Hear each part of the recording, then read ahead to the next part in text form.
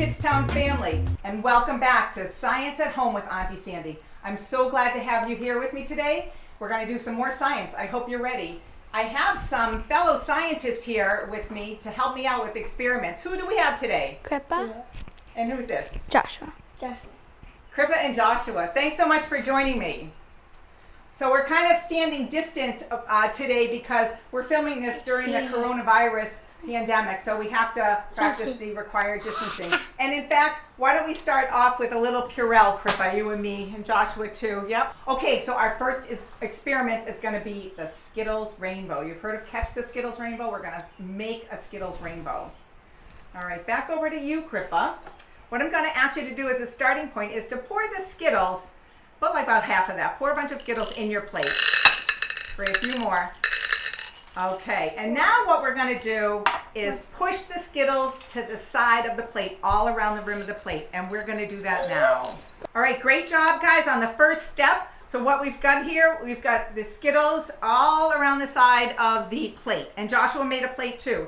And now I want you to take your water and pour it in to onto your plate. Go ahead, Joshua, you can do yours. There we go, just right in the middle of the plate, the whole thing. And then let's see what happens. What do you think's going to happen? Do you have any ideas? Maybe the water will turn like more different color. The water might turn different colors? Oh, my Joshua, goodness. look! Look Joshua! at what's happening. Look at what's happening. Oh. Oh my goodness. It didn't look like anything was happening, and now we're making a Skittles Rainbow. What's going on here? So I think what Crippa said is right, is that the water is melting the sugar in the Skittles candy. The sugar is going through the water, being diffused through the water, and the food coloring is what's making all the different colors. And as it turns out, the different colors actually each have a little bit of a different chemical makeup. And I think that's what actually makes them stay in their own lines. Oh my gosh, Crippa, look at you. Look at that's gorgeous. Joshua, great job. Okay, and there we have it. We've just made Skittles Rainbows with just Skittles and water. And try it maybe with M&Ms, or try it with hot water or cold water or different patterns. You can have a blast with this. Now, did you know, kids, that sometimes actually science kind of looks like magic? Want to see? So for this experiment, I'm just going to take some water and put it in this bowl here. You've got some paper clips over there, so I'm going to push these over to you. Can you see if you can make one of those paper clips float on the top of the water? I'll try. You're going to try? Thank you. Oh. No. Want to try another one? Just in case. Maybe another one's better. Maybe one's a magic paper clip. Nah. You know, a paper clip's heavy, so a paper clip isn't going to, on its own, guys, just go on the water. When can our candies, Coco? But After? I think with a little help and a little gentleness, I can make this float on the top of the water. All right? You guys see this? Here we go.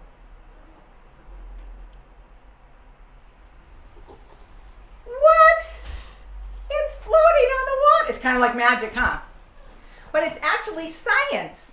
What happens is the surface of the water, it's actually something called surface tension, and the molecules at the top of the water are really strong. Here's just another look at that magic paper clip. See, I'm just dropping paper clips in. There's no way I can make them float, except if I gently put them on top of this other bent paper clip and gently put it right on the surface. Carefully remove my paper clip. Put that one over here. And the surface tension allows them to float.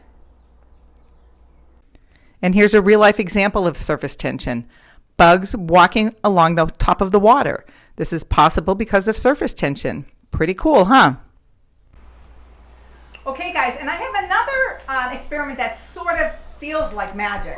Believe me, once you see it, you'll think so. I'm just taking a Ziploc bag, a plastic bag, filling it with water. I'm going to hand this over to you, Crippa. All right, and you know the drill.